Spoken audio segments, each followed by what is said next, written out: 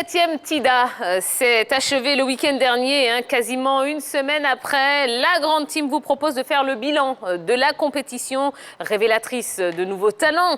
Et on en parle avec le PCO du tournoi, un habitué du plateau de la grande team, monsieur Mesma Mbaya, qui arrive tout de suite à grands pas ou à petite foulée, comme il veut. Ah ben il a choisi les grands pas, voilà. Bonsoir, monsieur Mbaya. Bonsoir, Tia. Bonsoir à tous. Bonsoir, monsieur. Comment allez-vous? Très bien. Bon, alors, quel sentiment vous anime après cette 7e édition du TIDA? Une grande satisfaction. Très, très grande satisfaction. On a vu du très beau football. Et puis, surtout, pour un TIDA de reprise, je peux dire qu'on espère avoir été à la hauteur. Tout simplement. Alors, vous, messieurs, qu'est-ce que vous avez pensé de cette 7e édition? Henri Jo. Déjà, il faut d'abord féliciter les organisateurs de cette compétition parce qu'il faut savoir qu'en Côte d'Ivoire, nous n'avons pas de championnat des jeunes. Et une telle compétition permet aux sélectionneurs des cadets quand même de voir certains joueurs à l'œuvre. Moi, à plusieurs reprises, je l'ai rencontré, Daoula Sina, visiter certains clubs, notamment la SOA, quand il s'agit de s'entraîner du côté d'Akwedo, le Sol FC au complexe sportif d'Abobo, l'équipe du Racing Club au complexe de Yopougon. Il sillonne tous ces clubs-là afin de voir qui il peut appeler en équipe nationale. Et durant ce tournoi, il a été présent du début à la fin.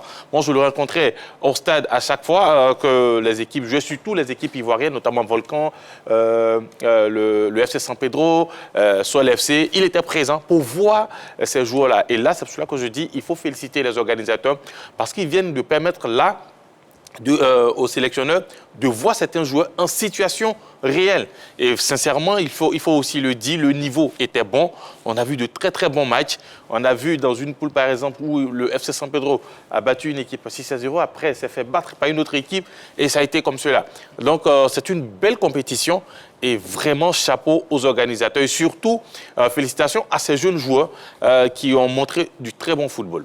Oui, l'initiative est à saluer. Ça prouve que voilà, le football local est entré dans une cadence de structuration, de permettre l'éclosion des nouveaux talents. Et c'est très bien de savoir qu'on a des jeunes qui pourront avoir une plateforme pour s'exprimer tout simplement. Et je pense qu'il y avait beaucoup d'engouement et c'était à féliciter. Et ça prouve qu'on a un public qui s'intéresse de plus en plus au football de jeunes, au football local. Alors, c'est un magnifique tournoi. On a vu, on s'entraîne dans les quartiers, on s'entraîne, mais il n'y a pas véritablement de plateforme, comme Henri Jo l'a souligné, il n'y a pas véritablement de plateforme sur lesquelles on peut s'exprimer aujourd'hui. On a pu avoir des équipes qui sont arrivées du Mali pour participer naturellement. 3 équipes du Mali, c'est déjà pas mal. C'est-à-dire que... Et aussi, on a vu des jeunes très, très, très motivés. Et après aussi, il y a les centres de formation qui ont confirmé vraiment leur engagement, leur organisation quant à la formation. Aujourd'hui, on voit le Sol FC en Ligue 1 qui fait de belles choses. On a vu les petits. Voilà. Ouais. C'est-à-dire que la relève est en train vraiment d'être assurée par certains clubs qui tirent leur épingle du jeu. C'est des compétitions à encourager, tout simplement. Alors, lors de votre précédent passage, monsieur Mbaya, vous disiez que vous souhaitiez offrir un plateau à tous ces jeunes talents, ces jeunes joueurs. Est-ce que vous avez senti une véritable envie de compétition chez ces jeunes? C'est d'ailleurs une grande fierté pour nous de voir tous ces gamins-là se donner à fond dans un tournoi qui, a priori, ne décerne pas vraiment des trophées, des titres de grande envergure. Par contre, on a vu des enfants qui avaient vraiment envie de jouer, envie de se faire voir et de démontrer à l'ensemble des agents de joueurs qui sont venus d'ailleurs très nombreux, comme on l'espérait, principalement avec Manchester City Group, qui était représenté par M. Christophe Janot. À lui seul, il représente 11 clubs en Europe, ils étaient vraiment nombreux à venir pour voir justement le plateau qu'on avait offert à ces gamins-là pour pouvoir s'exprimer. En termes de niveau, si vous devez comparer par exemple cette édition aux autres éditions, vous en tant qu'organisateur, qu'est-ce que vous direz en termes de niveau de jeu? En termes de niveau de jeu, c'est difficile à comparer parce que les générations sont différentes. Quand on a fait venir, par exemple, Barcelone en 2012, où il y avait Barcelone, il y avait la SEC, il est clair que le niveau était largement meilleur, mais n'empêche qu'il y a des clubs, il y a des centres de formation qui sont de plus en plus structurés. On a vu Sol FC, on a vu Ivoire Academy et également l'Académie Volcan Junior qui fait un travail extraordinaire du côté de Beaunois, une académie qui rarement a dépassé les matchs de poule en compétition au TIDA et cette année se retrouve en finale avec une génération qui est nettement en train de progresser. Et d'ailleurs, le meilleur joueur du tournoi vient de l'Académie Volcan Junior.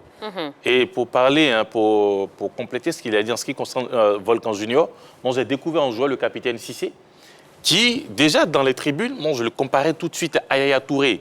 Quand son match est fini, je suis allé vers lui, j'ai échangé et il a dit son idole, c'était Yaya Touré. Et nous avons décidé, comme cela, au niveau de talent de demain, de mettre quand même la lumière sur lui. Malheureusement pour nous, l'équipe est en vacances, donc on va attendre la reprise des entraînements du côté de Volcan Junior quand même pour vous faire découvrir ce joueur-là, ce jeune joueur-là.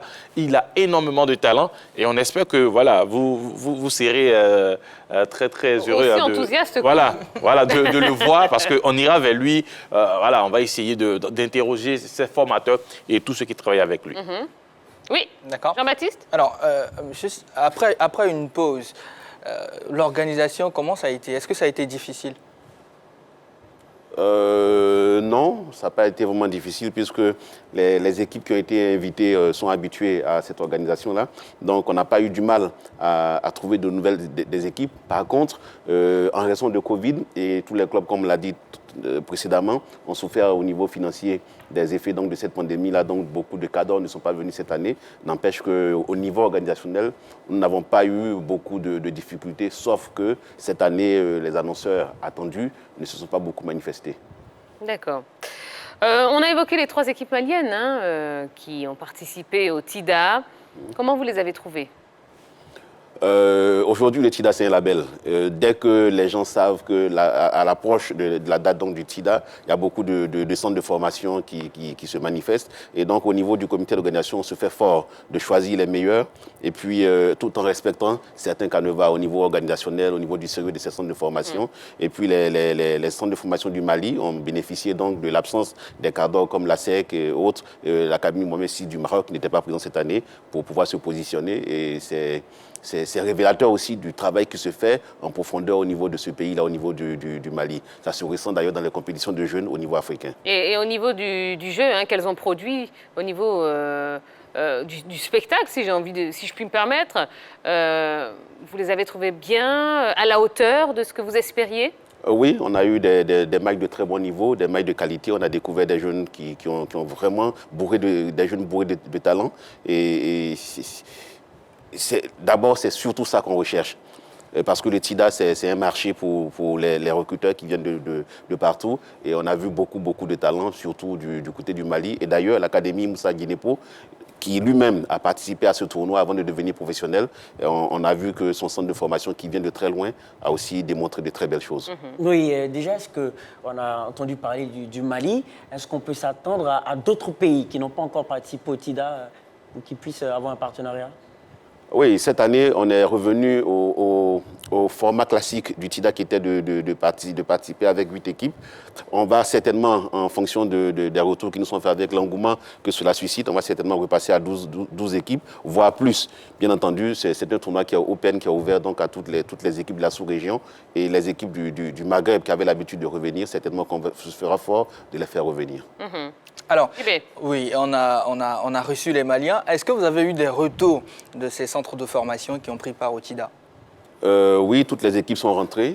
Seulement l'équipe du Nigeria, HB Academy, qui a eu un peu de retard en raison de tests Covid positifs pour certains de ses joueurs, mais tout le monde est bien rentré. Et toutes ces équipes-là nous font un retour pour déjà saluer l'organisation, saluer le travail qui a été fait en termes de réception, les réceptifs, hôteliers et tout ça. Ils sont vraiment très contents et ils sont aussi surtout contents du niveau du football qui a été joué. Et c'est sûr qu'à très courte échéance, vous allez entendre parler de ces jeunes qui sont partis au travers du TIDA. Ah, ben voilà, hein, c'était un petit peu l'objet de ma prochaine question, puisqu'il y avait énormément de recruteurs, hein, on le sait, c'est une belle plateforme justement pour ces jeunes et pour ces recruteurs également. J'allais vous demander s'ils ont été satisfaits, s'ils ont trouvé, s'ils ont réussi à dénicher des perles grâce au TIDA. Vous savez que ces choses-là, avec les agents de joueurs et tout, ça se passe dans la plus grande discrétion. Chacun fait son marché. Et puis, voilà, pour éviter de se faire voler une pépite, les gens y travaillent en sourdine, mais c'est sûr qu'à très courte échéance, on le saura tous. Bien avant qu'on lance la 8e édition, je suis certain qu'il y a des joueurs qui vont partir. Alors, à voir quand même le score de la finale 4-0 en faveur de Sol FC face à Volcan Junior, vous, en tant qu'organisateur, est-ce que vous vous dites on n'a pas eu une bonne finale, la finale n'a pas été âprement disputée? Comment vous vous sentez en tant qu'organisateur?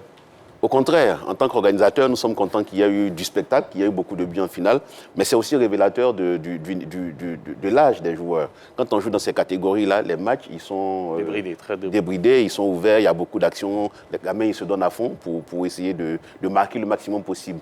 Et puis il faut dire que Sol FC, c'est une équipe qui est très bien organisée. Et d'après ce que le président Soloba me disait, ils ont plus de 400 gamins dans leur centre de formation, ils viennent d'Abobo. Et je ne sais pas si en Côte d'Ivoire, il y a une commune où on joue plus au football qu'à Abobo. Donc, c'est des gamins qui sont très aguerris, contrairement à ceux de Volcan Junior, qui sont ensemble depuis à peine 3 mois.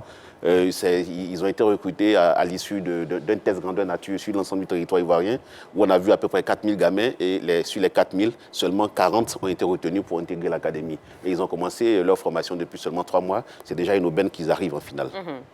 Alors, Monsieur Mesmin Baya, on peut le dire, gros succès pour cette 7e édition du TIDA. Est-ce que vous commencez déjà à vous projeter sur la prochaine édition?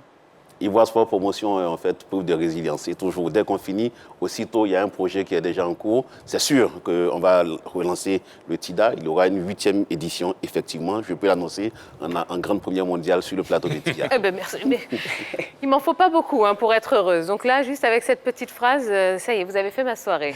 Eh bien voilà, exclusivité mondiale, messieurs, dames. Le prochain TIDA donc, aura lieu en décembre décembre 2022. Décembre 2022, ça y est. Sensiblement dans 1 an. Ben voilà, ben oui, tout à fait. Ouais. Exactement. Mais il faut combien de temps de préparation comme ça pour on y travaille à peu près 6 mois. Ouais. 6 mois, le temps d'envoyer les invitations, organiser la réception des équipes, les voyages et tout le reste autour de 6 mois. Alors déjà, est-ce que vous avez parlé d'envoyer des invitations? C'est vrai, les Maliens ont été présents avec 3 équipes, le Nigeria une équipe, et puis les Ivoiriens ont accompagné ces 4 autres équipes. Est-ce que déjà dans votre esprit, vous avez commencé à cibler d'autres pays en dehors de ceux que je viens de citer là pour la 8e édition? Oui, nous continuons de prospecter, mais c'est surtout... nos critères sont très sélectifs. Ça, je peux vous le garantir. On s'arrange toujours pour que les clubs qui viennent soient dans les canevas, surtout d'âge, parce que c'est très important que les recruteurs qui viennent puissent trouver les joueurs effectivement de la catégorie qui est recherchée. Donc, effectivement, nous avons commencé à prospecter et nous nous ferons fort de pouvoir élargir la base de ces équipes-là. Allez, rapidement. Oui, vous avez parlé de catégorie d'âge. Est-ce qu'il y a un profil de joueur recherché par le TIDA? C'est la catégorie d'âge U18. Uniquement? Uniquement. D'accord, pas de souci. Uniquement. Alors, allez, dernière question pour vous, Jean-Baptiste. C'est votre baptême, la dernière question. Ne vous plantez pas, hein? D'accord. D'accord. Allez, Monsieur Mesmin, on a vu des jeunes garçons. Est-ce que vous pensez aux filles? Je sais que si on avait Yellow ici, on allait poser la question. Est-ce que vous pensez aux filles? Ah, c'est le remplaçant de Yellow. Là, je suis pris de court. C'est vrai qu'on n'y a pas pensé du tout. Mais la question est bienvenue et on va commencer à y réfléchir au niveau des Ivoire Sport Promotion. Ah, parce que le football féminin prend de l'envergure actuellement. Oui, effectivement, il faut qu'on commence à y penser.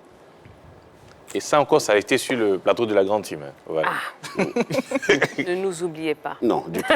Il y a la VAR, hein? Si. On va songer à... Voilà, très bien. D'accord. Ben, Monsieur Mesmin Baya, merci beaucoup. Le dernier mot, si vous permettez. Ben, je vous en prie. Voilà, juste pour dire merci. Merci à tous ceux qui nous ont fait confiance. Merci déjà à la grande team qui nous a toujours accompagnés dans nos différents événements. Merci au public qui est venu nombreux, qui nous a permis de rendre hommage à Pape Diouf, feu Pape Diouf, qui nous a quittés l'année dernière. Il a été toujours notre ambassadeur. Et grâce à vous, nous avons réussi à lui rendre un bel hommage. Merci beaucoup. Eh bien, merci à vous pour tout ce que vous faites pour le football ivoirien en particulier. Et on vous souhaite vraiment bonne continuation. N'hésitez pas à venir nous parler de tous les événements que vous avez à travers Ivoire Sport Promotion. C'est avec grand plaisir. Merci beaucoup. Voilà. Allez, première pause dans ce numéro de la Grande Team. Juste après la pub, nous recevrons notre deuxième invité, oui, le coach du Lys de Sassandra. Et avec lui, eh bien, on parlera évidemment de son club et on parlera également de la liste du sélectionneur Patrice Baumel qui est sorti un petit peu plus tôt dans la journée. Et vous aurez l'opportunité, oui, de vous exprimer, de répondre à la question LGT. Que pensez-vous de la liste de Patrice Baumel? Sur la page Facebook, eh bien, il y a déjà beaucoup de messages, donc n'hésitez pas, exprimez-vous dessus. Et puis, le téléphone vous permettra de nous joindre, 27 21 59 93 99. À tout de suite.